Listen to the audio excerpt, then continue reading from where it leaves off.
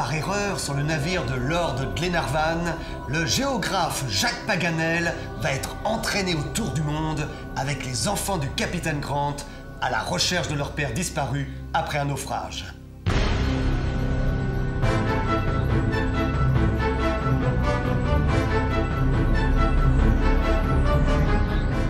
Jacques Paganel est un éminent savant, secrétaire de la Société de géographie de Paris, membre correspondant des sociétés de Berlin, de Bombay et de bien d'autres. Il a passé 20 ans de sa vie à faire ce qu'il appelle lui-même de la géographie de cabinet. Et désormais, il veut entrer dans la science militante et c'est dans ce but qu'il s'est organisé un voyage d'études aux Indes. Distrait est peut-être le premier qualificatif que nous pourrions donner à Jacques Paganel. Confondant en effet le navire qui devait l'emmener aux Indes avec un autre, il se retrouve sur le Duncan, un magnifique yacht privé appartenant à Lord Glenarvan, alors en route vers la Patagonie, c'est-à-dire à l'exact opposé des Indes, sa destination initiale. Mais cette incroyable méprise du digne savant va lui permettre de vivre des aventures ô combien plus extraordinaires que ce qu'il avait imaginé. Car Paganel découvre rapidement avec intérêt, nous pourrions même dire avec passion, le but de l'expédition du yacht de Lord Glenarvan. Il y a près d'un mois, le 26 juillet 1864, Lord Glenarvan, accompagné de sa jeune épouse Lady Helena, testait son tout nouveau yacht à quelques milles au dehors du golfe de la Clyde en Écosse. L'occasion ludique de pêcher un requin se présente alors. Et quelle n'est pas la surprise de l'équipage de découvrir dans les entrailles de l'animal une bouteille contenant des fragments de papier en partie rongés par l'humidité. Après avoir reconstitué les pièces de ce puzzle, celui-ci se révèle être un appel à l'aide écrit en 3 langues, anglais, allemand et français. Mais si une grande partie de ces 3 versions de ce message est effacée, la combinaison de ces 3 parties permet toutefois de découvrir son sens et révèle qu'il s'agit d'un appel au secours du capitaine Grant ayant fait naufrage avec son navire. Seule la coordonnée de la latitude reste encore lisible, indiquant que ces naufragés se trouvaient alors à 37 degrés 11. Une analyse approfondie semble indiquer que l'accident s'est produit dans l'hémisphère austral. Enfin, l'inscription Goni paraît de toute évidence situer le naufrage au large des côtes de la Patagonie. Apprenant cette incroyable découverte, les enfants du capitaine Grant, Mary et Robert, âgés respectivement de 16 et de 12 ans, se précipitent au Malcolm Castle, la magnifique demeure de Lord et Lady Glenarvan. Lady Helena est tout particulièrement touchée par la détermination de ses 2 enfants, déjà orphelins de leur mère et ne se rattachant qu'à cet espoir fou de retrouver leur père. Le capitaine Grant a d'ailleurs une certaine réputation en Écosse, et soucieux de séparer les intérêts de son pays avec ceux de l'envahissante Angleterre, Grant avait monté le projet d'une expédition destinée à créer une colonie écossaise en Océanie. Mais cela faisait déjà plus de 2 ans que plus personne en Europe n'avait de nouvelles du capitaine Grant et de son expédition. Lady Helena convainc son époux de partir tous ensemble à bord de leur yacht à la recherche du capitaine Grant sur ces côtes lointaines de la Patagonie. Voilà ce que découvre Jacques Paganel alors même que le Duncan file vers les Canaries avant de traverser l'océan Atlantique. Ému par cette histoire et par la présence de ses 2 enfants, ne vivant que dans l'espoir de retrouver leur père, le brave savant va progressivement changer ses plans de voyage et se consacrer entièrement à cette expédition.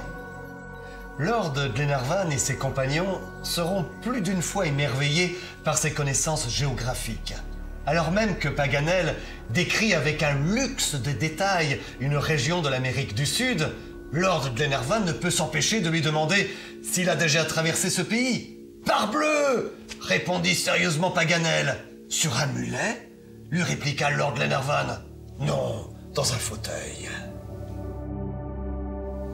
Cette aventure exprime l'amour et la passion de Jules Verne pour la géographie dans un roman dont il faut d'ailleurs préciser qu'il est le premier tour du monde réalisé par des héros verniens. Arrivé sur les côtes de la Patagonie, ne découvrant aucun reste et aucun témoignage d'un naufrage sur les 2 dernières années, et après une nouvelle analyse par Paganel du message de Grant, laissant supposer qu'il serait prisonnier d'Indiens, il décide de séparer l'expédition en 2. Tandis qu'un groupe longerait le 37e parallèle et traversera l'Amérique du Sud, le yacht, lui, avec son capitaine et une partie de l'équipage, contournera le continent par le cap Horn et rejoindra ainsi ses compagnons du côté de l'Atlantique. La traversée continentale d'ouest en est ne se fait pas sans difficulté. Avec le passage de la cordillère des Andes, tremblements de terre, combat avec une meute de loups, inondations.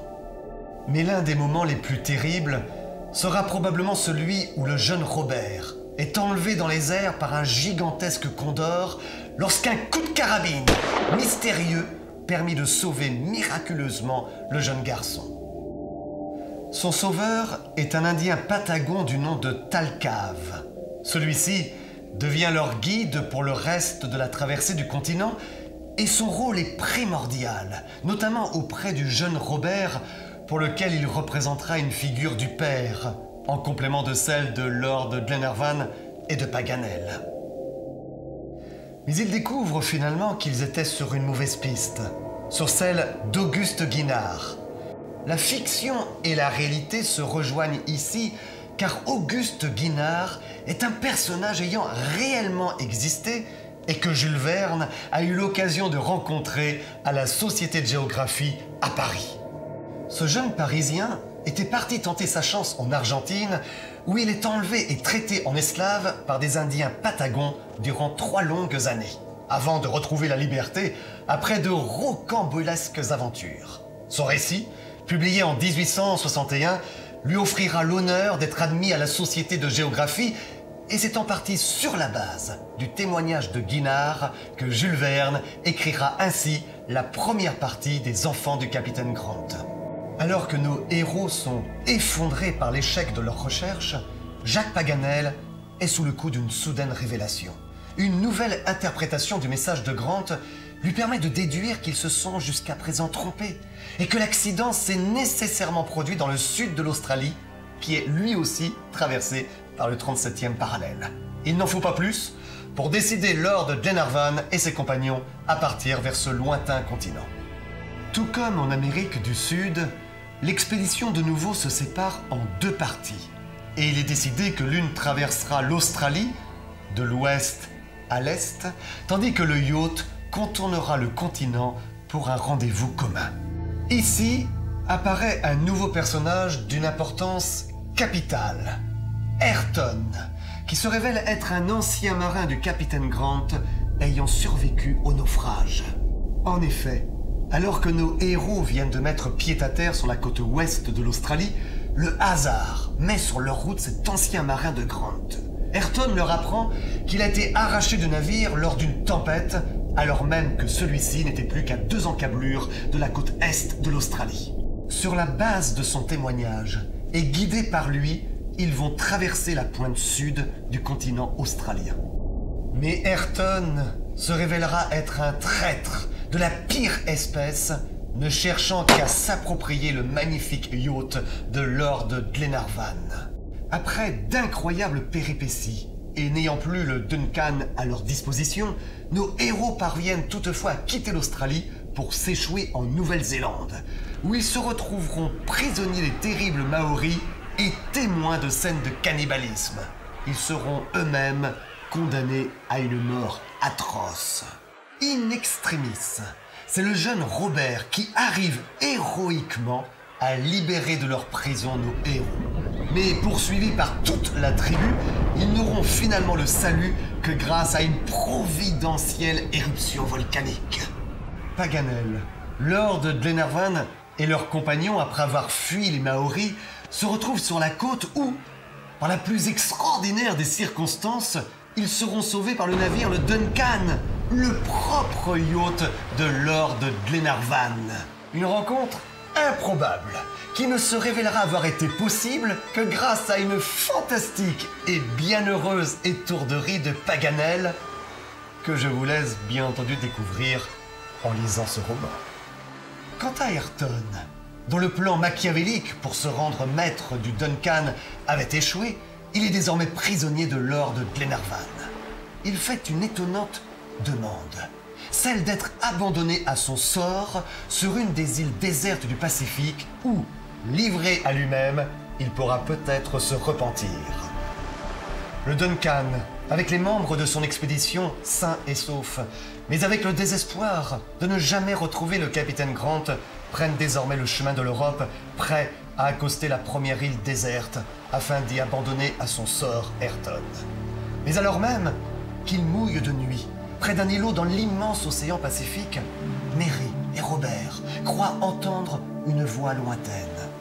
Quelle n'est pas leur surprise, le lendemain, de découvrir sur cet îlot le capitaine Grant qui s'y était réfugié avec 2 de ses compagnons. Ayrton prend donc la place du capitaine Grant sur cet îlot avec la promesse faite par Lord Glenarvan qu'un jour, on viendra le secourir. Que deviendra ce personnage si maléfique? L'isolement lui permettra-t-il de se repentir? C'est ce que nous découvrirons quelques années plus tard dans l'un des plus célèbres romans de Jules Verne. 15 jours après leur retour en Écosse, Paganel, cas extrêmement rare pour un savant chez Jules Verne, se marie avec une charmante demoiselle éprise des singularités du géographe, mais elle ne connaissait pas encore le secret que Jacques Paganel avait longtemps dissimulé à ses amis. Pendant sa captivité chez les Maoris, il a été tatoué des pieds aux épaules et sur sa poitrine, image splendide, un kiwi lui mordait le cœur. Paganel ne le pardonnera jamais à la Nouvelle-Zélande. Et il ne put retourner en France, où il eut craint d'exposer toute la société de géographie dans sa personne aux plaisanteries des caricaturistes en lui ramenant un secrétaire fraîchement tatoué.